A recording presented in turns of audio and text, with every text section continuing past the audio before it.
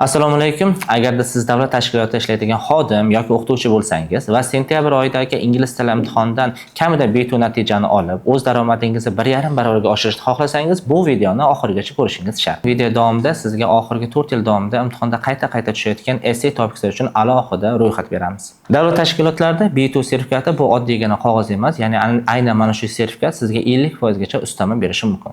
Ko'pchilik aynan mana shu sertifikat ularga yaxshi imkoniyat berishini biladi, ammo keyingi yil ertaga o'rganaman, keyingi yoz harakat qilib ko'raman degan bahonalar bilan o'z maqsadlariga yetisha olmaydi. Video davomida men sizga aynan 2 oy davomida qanday qilib o'zingiz darajangizni kamida B2 bo'lmasa C1 ga olib chiqish uchun bir qancha strategiya hamda yo'llarni aytib ketaman. Men Botir Jobirovich ITech platformasida ingliz tili ustoziman va 5 yillik tajribaga egaman. Mana shu yillar davomida aynan onlayn ta'limning o'zida mingdan ortiq o'quvchilar bilan ishladim va o'quvchilarning aksariyati davlat ishxonasida ishlaydigan band insonlar edi. Xo'p, hurmatli o'quvchilar, agarda siz rostdan ham 2 oy mobaynida o'z darajangizni self study qilish orqali, ya'ni ishdan ajralmagan holatda ko'tarishni xohlasangiz, meni diqqat bilan eshiting.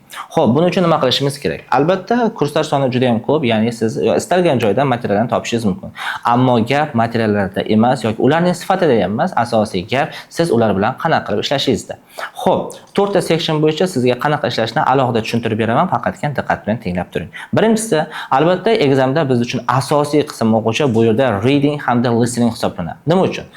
Chunki aynan mana shu sectionlarni inson omili aralashmagan holda tekshiradi va siz o'z natijangizni 100% ko'rsata olishingiz mumkin. Ya'ni siz olgan natijangiz rostdan ham o'zingizning natijangiz. Xo'p, writing bilan speakingdachi? Hurmatli o'quvchilar, writing va speakingda examda siz va bizga o'xshagan qorako'z insonlar tekshirishadi va ularning inson omili aralashganligi sababli ba'zi bir minus yoki plyusga ballingiz o'ynashi mumkin.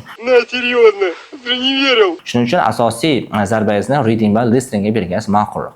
Xo'p, listeningni ko'tarish uchun nima qilamiz? Albatta, buning uchun eng qulay usullardan biri bu 6 Minute Englishdan podcast eshitish va uni biz darslarimiz davomida aytib o'tganmiz.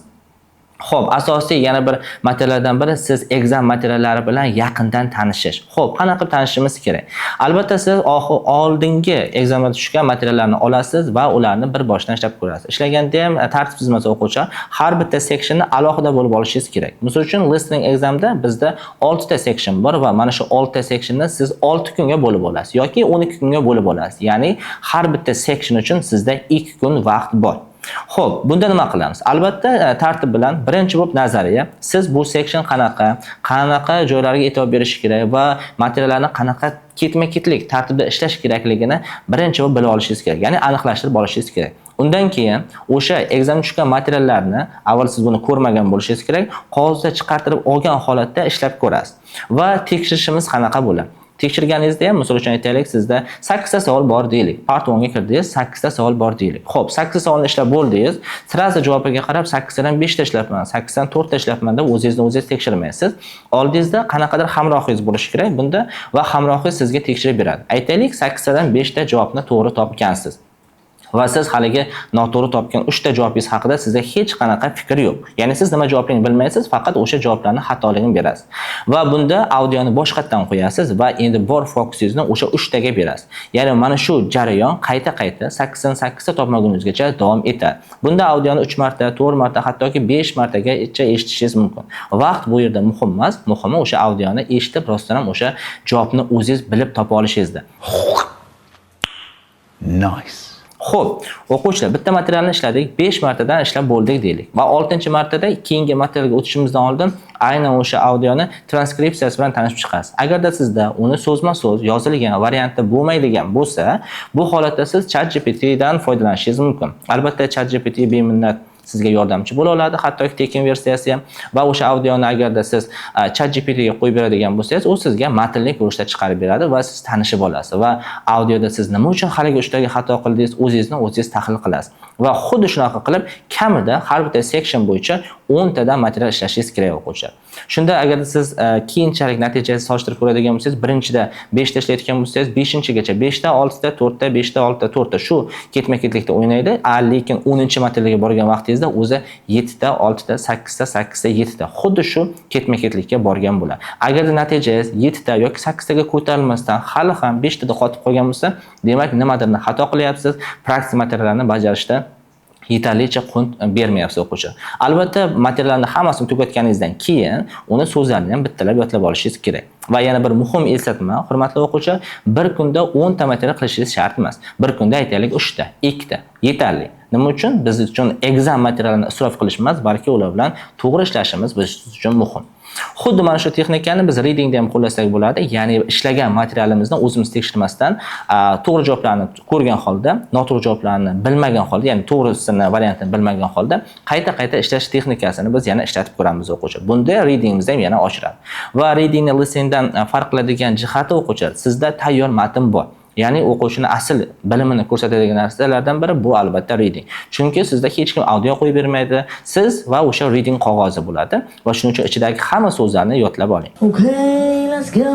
Siz uchun yana bir yangilik, ya'ni agarda siz oxirgi 3 yil, 4 yil davomida readingda tushgan savollarni hammasini ichidagi so'zlarni yodlab oladigan bo'lsangiz, ishoning, bundan keyin ham bilmagan so'zlaringiz deyarli 99% uchratmaysiz. Nima uchun? Chunki IELTSda ham readingda ham, IELTSning readingida yoki TOEFLning examida ham readingda bir xil vocab bazalaridan foydalaniladi. Xo'p, hurmatli o'quvchilar, siz bilan biz reading hamda listeningni ko'rib chiqdik. Agarda xuddi mana shu usul bilan praktik qiladigan bo'lsangiz va buni muntazam qilib boradigan, to'g'ri qilib, chin dildan qiladigan bo'lsangiz, ishoning, albatta darajangiz ko'tariladi. Keyingi qism bizda writing hamda speakinglarga o'tamiz. Writingda qanaqa yozishimiz kerak, hurmatli o'quvchilar? Boya aytganimizdek, birinchi siz format bilan tanishib olgan bo'lishingiz kerak. Sababi, agarda siz ming zo'r yozganingiz bilan yoki aytaylik o'sha C2 vocabularidan foydalanganingiz bilan ekzaminda sizga baland baho qo'yadi degan hech qanaqa kafolat yo'q. Asosiy narsa bu tushunarli yozishingiz. Sababi writingda eng yaxshi yozilgan essay bu tushunarli yozilgan essay. Agarda kim shu narsani sinab ko'rmoqchi bo'lsangiz o'quvchilar, Simon Tog'ani essaylarini misol qilib olishingiz mumkin. Albatta Simon Tog'ani yozgan essaylarning hammasi 9 ga essay, lekin o'qiydigan bo'lsangiz hammasi juda ham tushunarli yozilgan. Va albatta Simon Tog'ani essayni oldiga 6.5 lik yozilgan essaylarni ham qo'yishingiz mumkin. 6.5 lik yozilgan essayda Simon Tog'ani essaysida yozilganga nisbatan ko'proq advanced rock C2 levellik vocablar qo'llangan o'quvchilar. Lekin bu aytgandek, asosiy fokus bu yerda so'zlarga emas o'quvchilar, balki u sizni o'zingizni yozma nutqingizni qanchalik ifoda eta olishingizga qaratiladi. Yana qaytarib aytaman, eng yaxshi yozilgan essay bu yozilgan essay. Xo'p, essay topigini tanladik deylik. Oxirgi ekzamda tushgan mavzularni tanlaganimiz ma'qul o'quvchilar. Sababi oxirgi imtihonda bir marta tushdim, demak u 2 marta tushishi va qayta tushishi mumkin. Chunki TOEFL ekzamida ayniqsa mana shu holatlar ko'p kuzatiladi. Bitta topik qayta har yili bir martadan hech bo'lmasa kelib qo'yadi. Xo'p, biz essayni yozdik. O'sha essayni xuddi bizga belgilangandek body introduction, body 1, body 2, conclusion va hokazo qilib yozdik. Yetadi. To'g'rimi? Yo'q o'quvchilar, buni davom ettirishimiz kerak. Ya'ni biz faqatgina handwriting formatida emas, balki uni typing ham chiqishimiz kerak. Xo'p, typingdan nima maqsad? Aynan o'zimiz yozgan essayimizni typing qilishimiz kerak. Sababi agarda siz Telegramda yoki Word faylda uni typing qiladigan bo'lsangiz, xato yozilgan, ya'ni spelling jihatdan xato yozilgan, ba'zi bir so'zlarni uslubiy jihatdan xato yozgan so'zlaringiz qizil chiziq bilan belgilab qo'yiladi o'quvchilar. Va siz o'sha narsani keyin, nega bu so'z xato ekan deb ustida ishlash orqali vocab, ya'ni so'zlaringizni to'g'ri qo'llashni ancha-muncha o'rganib olasiz. Ikkinchi asosiy maqsad siz o'zingiz yozgan essayingizni yana bir marta qayta yozish. Bundan maqsad, agarda siz 10 ta essay yozib praktik qiladigan bo'lsangiz, hammasi yangi structure qo'llashingiz shart emas. Aynan bitta structure o'rganib oling va o'sha structureni mukammal tarzda, xato qilmasdan yozishni o'rganing. Sababi ertaga exam kirgan vaqtingizda bir dona part 1.1, ya'ni informal letter, part 1.2 bitta formal hamda bitta part 2 blog post yoki forum post yozasiz va boshqacha qilib aytsak essay yozadigan bo'lasiz va faqatgina mana shu yozgan writingingizni ekzaminda ko'radi. Undan tashqari biladigan millionta uslubingiz writing tekshiradigan ekzaminlarga qiziqmas yoki u hali buni tanishmaydi o'quvchilar. Shuning uchun bitta narsani yaxshi zo'r qilib yozishni o'rganib oling. 10 xil, turli xil chala narsa bilganingizdan ko'ra. Shuning uchun 2 marta yozishimiz kerak. Birinchisi handwriting, ikkinchisi typing. Xo'p, speakingga o'tamiz o'quvchilar. Speakingda tayyorlanish uchun eng mukammal variant albatta o'sha oxirgi ekzam tushgan materiallar. Bu materiallarni Telegram kanalimizdan o'tib topishingiz mumkin va har bitta savolga alohida tayyorlanishingiz kerak. Misol uchun part 1 uchun har bitta savol odatda juda ham oson savollar tushadi. Misol uchun what do you do? Oddiygina shu savol tushadi. To'g'rimi? Juda ham oson, lekin siz buni bilaman deb o'tib ketishdan ko'ra daftaringizga o'zingizning tilingiz bilan yozib qo'yganingiz ma'qulroq. Misol uchun ko'p o'quvchilar xato qilishadi. Nimaga? What's your hobby degan savolga yozishadi o'quvchi. Men kitob o'qishni yaxshi ko'raman, osmonda uchaman, uy ishlarida yordam beraman. Aslida unaqa qilmaydi. siz undan ko'ra o'zingiz esingizda qoladigan, oddiyroq, bo'sh vaqtimda televizor ko'raman, uxlayman, yeyman kabi o'zingizni tilingiz bilan bo'lgan chiroyliroq qilib agar example yoza oladigan bo'lsangiz, sizga istalgan vaqtda aynan mana shu topikda savol tushsa, ishoning, siz to'xtamasdan bemalol o'sha advanced darajagacha javob berib ketasiz.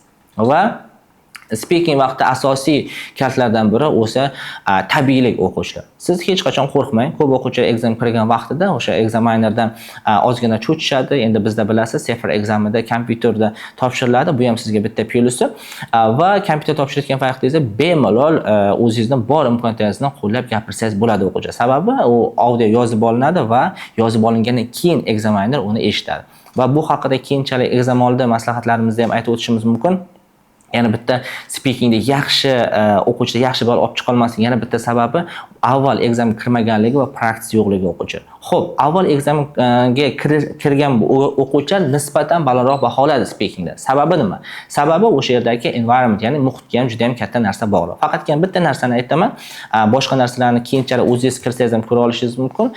Exam kirgan vaqtimizda bizga quloqchin beriladi va kompyuterning oldida o'tiramiz. Agarda siz quloqchinni har ikkala quloqni ham qulog'ingizga birdek taqib oladigan bo'lsangiz, o'zingizni og'zingizdan chiqadigan ovozni izolyatsiya qilib qolasiz va quloqingiz eshitmaydi. Siz uyda bunaqa environmentga tayyorlanmagansiz. Siz o'zingiz gapirayotgan narsani eshitgan holda speaking qilgansiz. Va bu narsa exam kirganingizdan o'zingizning ovozingizni yaxshi eshitmayapsizmi?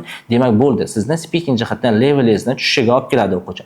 Shuning uchun nima qilishimiz kerak? Quloqchinni faqatgina taqqan vaqtimizda bir quloqni ozgina orqaga surib qo'yadigan bo'lsak, ya'ni o'zimizning ovozimizni eshitib tura olishimiz kerak. O'shaning xonada boshqa shovqinlar bo'lmaydi, hamma narsa chiroyli tashkillashtirilgan va siz mana shu maslahatlarni ham agarda hammasiga amal qiladigan bo'lsangiz, xudo xolasa, examda yaxshi natija olib chiqasiz.